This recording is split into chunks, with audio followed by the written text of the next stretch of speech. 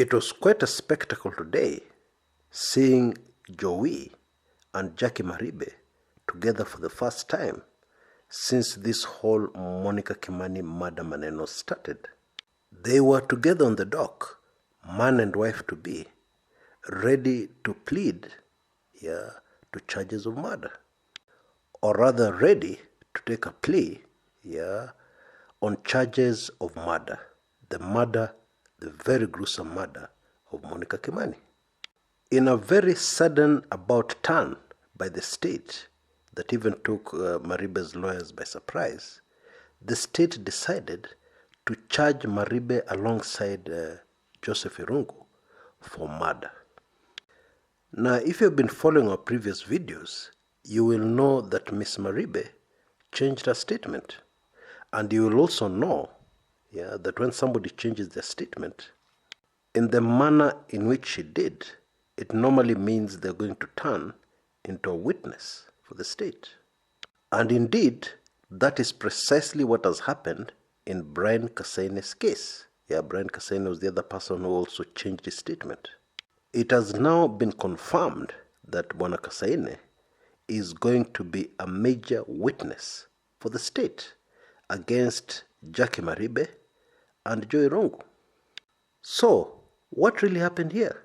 Why did the state suddenly change their mind? There is only one logical answer. The state found new evidence that pins Miss Maribe to the crime. Now, being charged with murder, or even being charged with accessory to murder, is very, very different from being charged with accessory to murder after the fact. Being charged with accessory to murder after the fact means that you learned about the murder when it had already happened. And what you did was to cover up. You did not report it to the authorities, and perhaps you even went further and assisted in the hiding of evidence and the destruction of evidence. That is what that charge means. And that is not the charge Maribe is facing. Because what happened was that when investigators presented the files, with the evidence they have, to the DPP, Bwana Nordin Haji, Bwana Haji made the decision on the spot that both Jacque Maribe and Joe Irungu should be charged together for murder. And obviously, this decision was driven by the evidence before him. The evidence in the files before him. Now.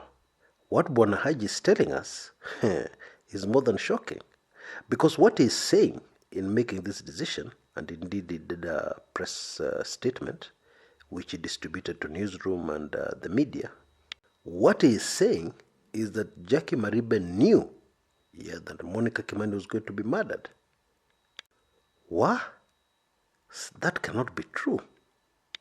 Well, it doesn't matter what we think. It doesn't matter what I think. The facts on the table are that that is exactly what the DPP believes based on the evidence presented before him. Because in a court of law, opinions are irrelevant. What really matters is the hard evidence before the court. Now, of course, no prosecutor anywhere in the world will make such a decision unless they're sure. Because if you hurry to make such a decision, you'll definitely end up with egg on your face. But there's another way to look at this. Sometimes what a prosecutor will do, based on the evidence before them, they may decide that the person in question will be charged with murder. And then the court will decide, based on the evidence and the witnesses, the court may decide to reduce the charges from murder to something else, like accessory to murder. And the prosecutor will not end up with egg on their face because they will still get a successful conviction. Now, Jacque Maribe appeared in court with a black dress with white spots, no makeup.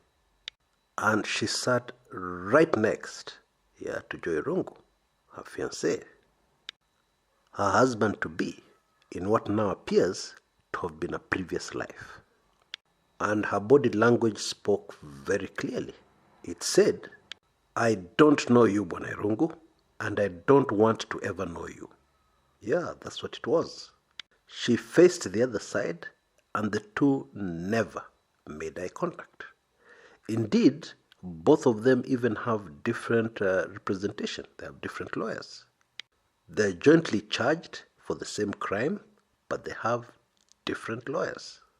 There might as well have been a partition or a wall between the two previous lovers, because even the people who came to greet Jacque Maribe did not greet her fiancé. Now on your screens right now, you can see a photograph of Jackie's mother. Yeah, she too did not greet the man who just the other day was going to be her son-in-law. Now, some of us don't like imagining what other people are going through. Such people are just interested in the drama of the moment. But personally, I cannot help empathizing with Jacque Maribe's mother, and indeed with her entire family. It is not a small thing when your daughter is charged with murder, or somebody close to you in the family is charged with murder. Because in the penal code,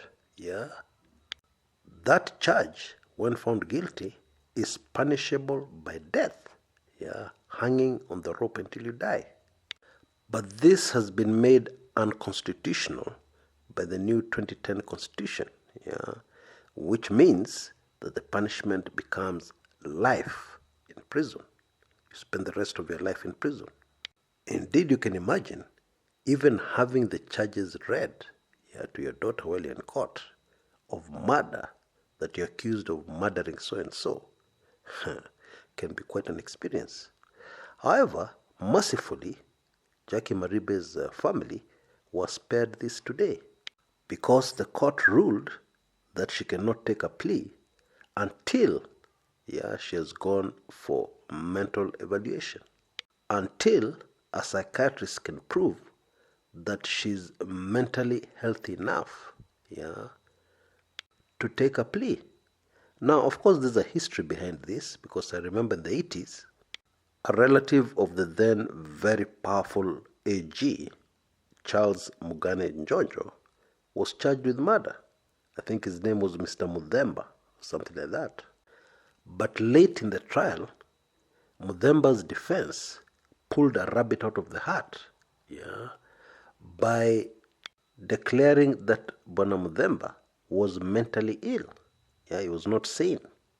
And that was the end of that murder trial, because legally, you cannot charge a mad man for murder.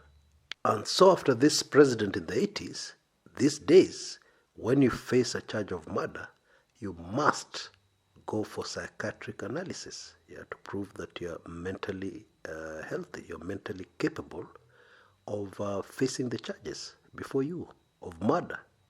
Now, Joe Irungu has already gone through this formality, therefore is ready to take a plea, but Jacque Maribe has not, and therefore the court adjourned until Monday, 15th October, to allow this to happen, and then also to allow Bwana Joe Irungu to go for treatment, because apparently all the time he has been in custody, he has not received medical attention.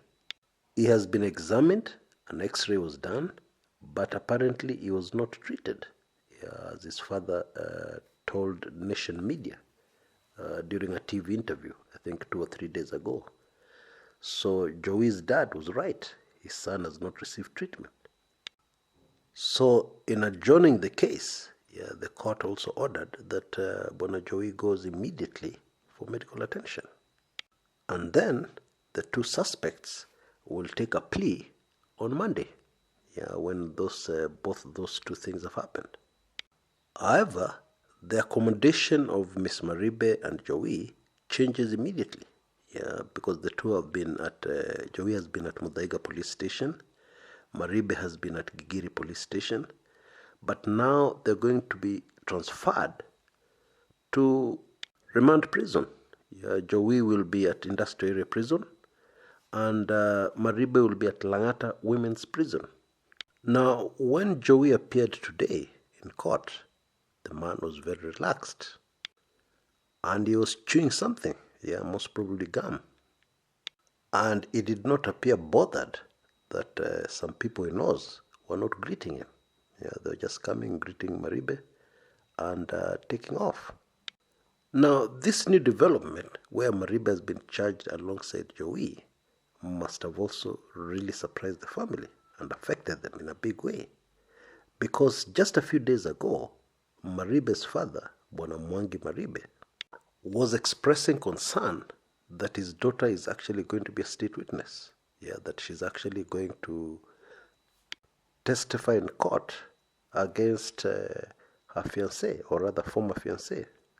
Mr. Mwangi Maribe told the media that his fear is that Jowie is very well connected, and by his daughter testifying against him, her life may be in danger.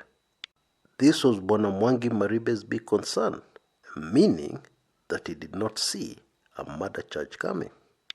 But that is precisely what his daughter is now going to face. Now, there's something else interesting here, that we can anticipate. The fact that the two suspects have different lawyers means that both sides in the defense may reveal information, that is detrimental to the other side. That is, Maribe in her defense may reveal information that will really nail Bwana Jowie. And Jowie's lawyers, in defending their clients, may let slip information that may be harmful to the case of Jacque Maribe. Now, this is super interesting because the perception amongst most Kenyans is that Jacque Maribe's involvement in this was very limited, and that she only got mixed up with this because of the man she loves. Or to put it in the very eloquent words of her dad, her only crime is falling in love with this man. However, we know that murder trials can be very brutal in unleashing shocking information. And so, there is no knowing what kind of perception the public will have at the end of this trial. And it doesn't matter whether or not the two suspects actually end up being convicted. It doesn't matter. Until next time, this is Kshs, Kumekucha.